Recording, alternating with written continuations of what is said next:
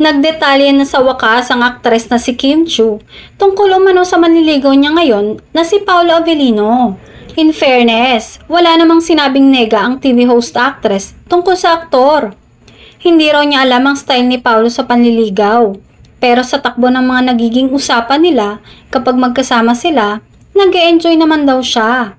At kung yun daw ang magiging basihan, magaling siyang manligaw kung ganon, chika ni Kim. Hinahangaan ko siya bilang aktor and since priority ko ngayon yung work ko as an actress, ang ganda rin pag-usapan yung trabaho namin, say pa ng dalaga.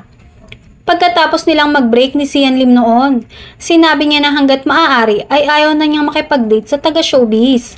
Sabi ko nga before, I will never going to date an actor. Ayoko na talaga, pero iba rin naman siya sa mga actors.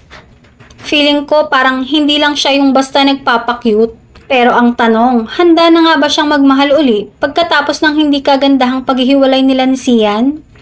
Actually, isa yan sa mga nakakapagpakaba sa akin na parang takot ako.